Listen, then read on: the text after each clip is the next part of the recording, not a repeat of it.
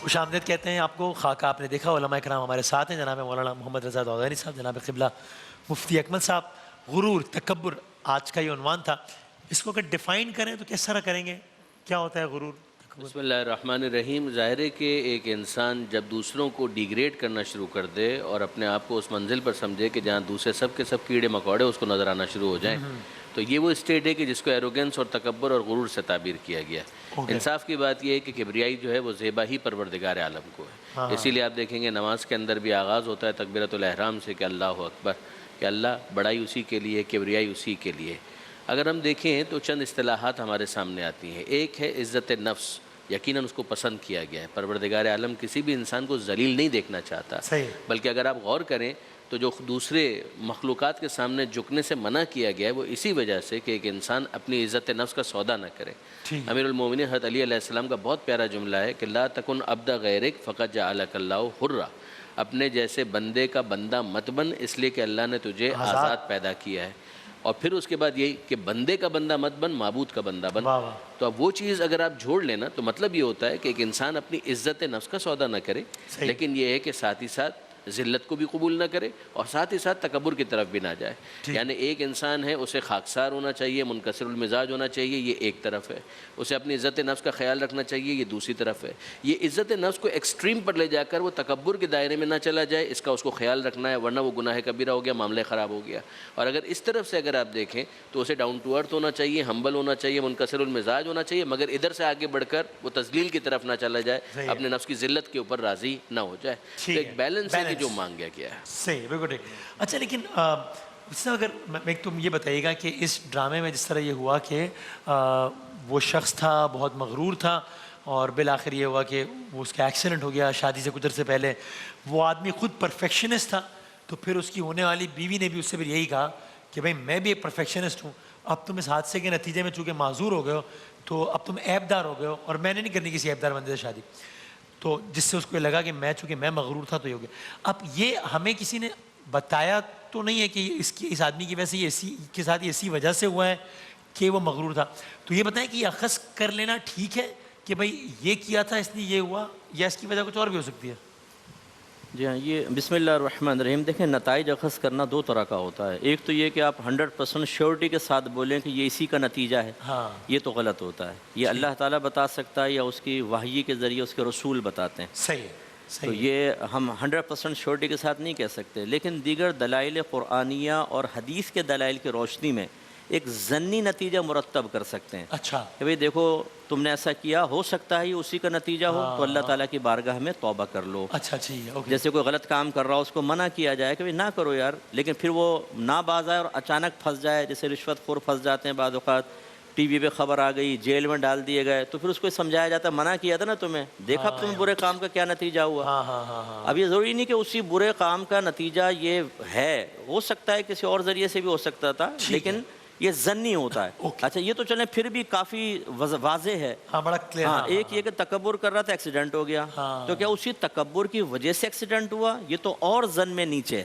تو یہ بہرحال جس کے ساتھ ہوا اس کو یہی سوچنا چاہیے کہ میرے شامت اعمال ہے. لیکن ہم حکم لگائیں نا تو یہ صحیح نہیں ہوتا کہ ہم حکم لگائیں اور اس طرح شیورٹی کے ساتھ کہ جیسے سب کچھ اسے معلوم ہے. اگر کوئی اس طریقے سے کرتا ہے تو پھر اس سے پھر میں کویسچن کروں گا, بتاؤ میری جیب میں کیا ہے, اگر تمہیں سب پتہ ہے تو آپ بتاؤ. اب وہ نہیں بتا سکے گا. اس کے اندر آپ اتنی شیورٹی سے نہ کہیے, آپ یہ ضرور کہیں. اور ایسا ہوتا ہے, دیکھیں ایک شخص نے برائی کی, ایک نتیجہ برا مرتب ہوا, ٹھیک ہے, اس کو خود سوچنا چاہیے ایسا ہوا.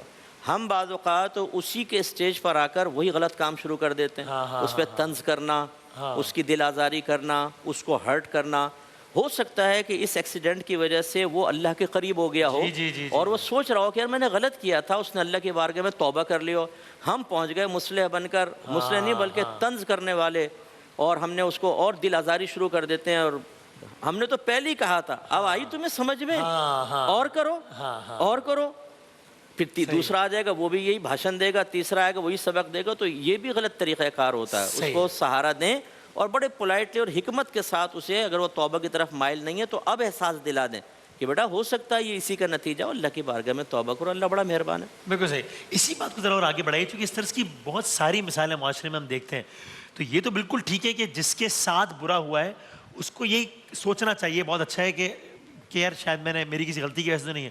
ہمیں تو یعنی میں نے یہ دیکھا ہے, اب ایک صاحب ہیں اور وہ بہت اللہ والے ہیں, زندہ مثال میں سامنے, اور دیکھتے دیکھتے ان کے ہاتھ سے سب کچھ چلا گیا, پھر ان کی بیگم کا انتقال ہو گیا, پھر ان کے بچے کا انتقال ہو گیا, پھر ایک اور جوان, یعنی عجیب و غریب حالت ہو گئی. اب لوگ یہ کامنٹ کر رہے ہیں, دیکھو بنتا اتنا ایماندار ہے لیکن ہوگی نا گڑبڑ تبھی تو, ورنہ اللہ تعالیٰ یہ تھوڑی کرتا. تو مطلب مجھے یہ رائٹ ہے کہ میں یہ انٹرپریٹ کروں, ممکن ہے, یعنی کیا یہ بھی پاسبلٹی ہے کہ معاملہ اس کے بالکل الٹ ہو, اللہ کو کچھ اور ہی منظور ہو, اللہ چاہتا ہو دنیا میں اس کو یہ تکالیف دے کے آخرت بہتر کر دے, کچھ بھی ہو سکتا ہے نا. یہ سارے امکانات موجود صحیح ہیں. ہے. اسی لیے آپ دیکھیں گے کہ پروردگار عالم نے امتحان کی جو بحث ہے اس میں جو آیت ہے اس میں یہی ساری فہرست تو گنوائی ہے. اچھا. لَنَبْلُوَنَّكُمْ بِشَيْءٍ مِّنَ الْخَوْفِ وَالْجُوعِ وَنَقْصٍ مِّنَ الْأَمْوَالِ وَالْأَنفُسِ وَالثَّمَرَاتِ, کہ ہم تمہارا حتماً امتحان لیں گے, یقیناً امتحان لیں گے, خوف سے, بھوک سے, مال کی کمی سے, پھلوں کے تلف ہو جانے کے ذریعے سے, ایون ثمرہ, یعنی یہ تمام تر چیزیں یہ امتحان کے ہیڈز ہیں جو پروردگار عالم نے بیان کیے.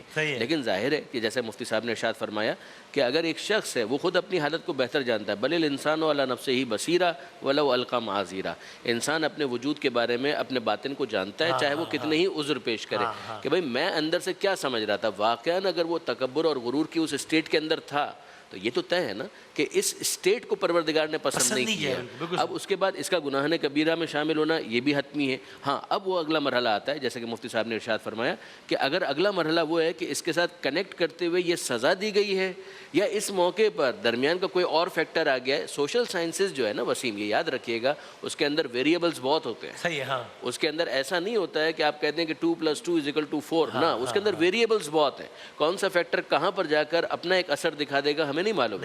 تو ہم ایک موٹی بات تو کہہ سکتے ہیں کہ جیسے مفتی صاحب نے فرمایا یہ والا گناہ حرام ہے, بالکل, یہ والا گناہ کبیرہ ہے, جی ہاں. کیا اس کا یہ اثر ہو سکتا ہے؟ جی ہاں یہ اثر ہو سکتا ہے. یہاں پر یہ اثر ہوا یا کوئی اور فیکٹر آ کر درمیان میں اس کو امتحان میں کنورٹ کر چکا ہے, دیٹ وی ڈونٹ نو. لیکن ہم اصولی بات کریں گے جیسے کہ فرمایا. تو بات وہی ہے کہ پروردگار عالم نے اس کو پسند نہیں کیا ہے کہ ایک انسان اپنے آپ کے بارے میں لاپرواہی کا شکار ہو جائے, لیکن دوسروں کو بھی یہ رائٹ نہیں دیا ہے کہ وہ قطعی بات کر کے کسی کی دل آزاری کا سبب بنے. بالکل صحیح. مفتی صاحب یہ ویسے سمجھنے کے لیے ایک سوال ہے کہ یہ ہم غرور تکبر کی بات کر رہے ہیں اس خاکے کی روشنی میں, تو انسان اسی وقت مغرور ہوتا ہے نا جب اس کو واضح طور پر نظر آ رہا ہوتا ہے کہ میرے پاس اگلے سے بہت زیادہ ہے. تو اس کے پیچھے کیا حکمت ہو سکتی ہے؟ یعنی ایسی آپ سمجھنے کے لیے بات کر رہا ہوں, اگر یہ تقسیم ہی نہ ہوتی, اس طرح کی درجہ بندی نہ ہوتی تو شاید وہ غرور والا معاملہ بھی نہ ہوتا. تو اس میں کیا مسئلہ آتا ہے کہ کسی کو بہت, یعنی کسی کا ایک دن کا, ایک وقت کا جو کھانے کا بل ہے وہ اگلے کی پورے مہینے کی تنخواہ ہے, تو یہ کیا ہے؟ یہ دیکھیں اللہ تعالیٰ اگر سب کو برابر پیدا فرما دیتا تو پھر امتحان تو ختم ہی ہو جاتا نا. یعنی اس جہت سے جو امتحان کہ کسی کو دے کے اللہ تعالیٰ آزماتا ہے, کسی کو کم دے کر آزماتا ہے, کسی کو دے کر اس سے چھین کر آزماتا ہے. اچھا یہ بھی کنفرم نہیں ہے کہ آپ کے پاس بہت کچھ ہوگا تو تکبر آئے گا. ہم نے تو غریبوں کو بھی تکبر کرتے دیکھا ہے بعض اوقات, اور بزرگوں نے یہ فرمایا کہ کوئی مطلب جس کے پاس ہے وہ تکبر کرے بہت برا ہے, لیکن جس کے پاس نہیں ہے وہ بھی تکبر کرے اس سے زیادہ برا ہے. تو یہ بھی غلط چیز ہوتی ہے, ایسا نہیں ہونا چاہیے. تو بالکل اللہ تعالیٰ نے اصل میں ہمارے لیے یہ دنیا کو دارالامتحان بنایا ہے, گویا کہ ٹھیک ہے نا, امتحان ہوگا. کسی کو دے کے آزمایا ہے, کسی کو کم دے کر آزمایا ہے. لہٰذا یہ تو ہم کہہ نہیں سکتے کہ ایسا ہوتا تو وہ آئیڈیل سچویشن تو بہت ساری ہو سکتی ہیں, لیکن حکمت الہی پر جب نگاہ رکھے تو اگر دنیا کو ہی جنت بنا لیا جائے تو پھر آخرت میں جنت کی ترغیب کی ضرورت ہی نہ ہوتی کہ وہی جنت ہو جائے. اللہ کی نظر میں دونوں امتحان کے اعتبار سے ایک ہی درجے میں, جو کروڑ پتی ہے اور جو مہینے کا 12,000 کما رہا ہے وہ ایک, مطلب نوعیت امتحان مختلف ہو سکتی ہے نا. جس کو اللہ تعالیٰ نے دیا ہے اس میں اس کے پیسے میں غریب کا حق بھی رکھا ہے, اسے عاجزی کی ترغیب بھی دی ہے, عاجزی کا حکم عطا فرمایا ہے. ایک لفظ ہوتا ہے عجب و خود پسندی. انسان کے پاس جو بھی نعمت آئے وہ صرف اسے فقط اللہ تبارک و تعالیٰ کا کمال تصور کرے. اگرچہ ہماری کوشش کا دخل بھی ہوتا ہے, لیکن سوال یہ ہوتا ہے کہ اس کوشش کی توفیق بھی کس نے دی ہے؟ ہمارے رب نے دی ہے. اس لیے حقیقی کمال اللہ تعالیٰ کا. جب انسان کمال الہی پر توجہ کرتا ہے تو وہ اپنے آپ کو ایک طرح سے بے کمال محسوس کرتا ہے, لیکن جب کمال الہی سے اس کی توجہ ہٹے اور سارے کمال کو اپنی طرف منسوب کرنا ہی پسند کرے اور ذہن بنا لے کہ دیکھا نا میں نے اپنی عقل لڑائی تو یہ ہوا, میں نے کیا تو یہ ہوا, تو بس اس وقت اس کا زوال شروع ہوتا ہے, کیونکہ وہ زوال سے پھر بے پرواہ ہو جاتا ہے. وہ کہتا ہے عقل سلامت ہے میں سب کر لوں گا.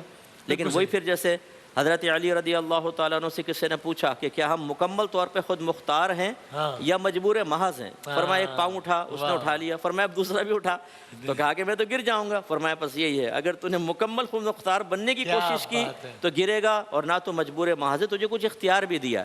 تو خلاصہ کلام یہ ہے کہ یہ جو عجب و خود پسندی تباہ کر دیتی ہے انسان کو، سب کمال اللہ کا ہے۔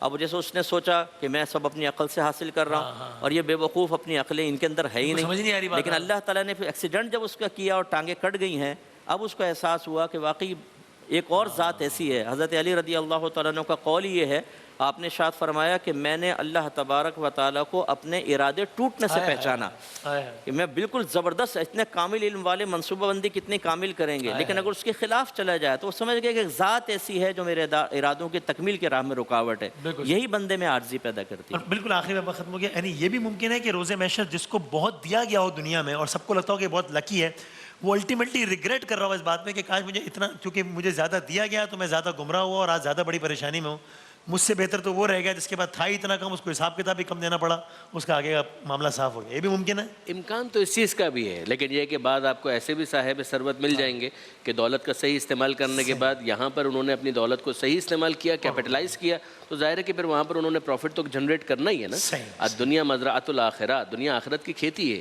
تو یقیناً وہ افراد کہ جنہوں نے یہاں پر دولت کے بعد اس کو صحیح استعمال نہیں کیا وہ پچھتائیں گے، اور جس کے بعد دولت یہاں پر نہیں تھی اور پھر بھی اس نے قناعت کا مظاہرہ کیا، وہ وہاں پر خوش ہوں گے کہ اچھا ہی ہے۔ جیسے اگر آپ قارون والے قضیے کے اندر دیکھ لیں تو وہاں پر بہت سارے افراد بعد میں یہ والی بات کہتے ہیں کہ اچھا ہوا کہ قارون جیسا رویہ ہمارا نہیں تھا کہ اس کو دھنسا دیا گیا، اور ہم اس رویے کی وجہ سے اپنے آپ کو معطوب کرنے سے بچا پائے کہ ہم نے نہ مال تھا اور نہ ہی ہمیں معطوب کیا گیا۔ صحیح، جزاک، بہت شکریہ، دونوں علماء کرام کا بہت شکریہ۔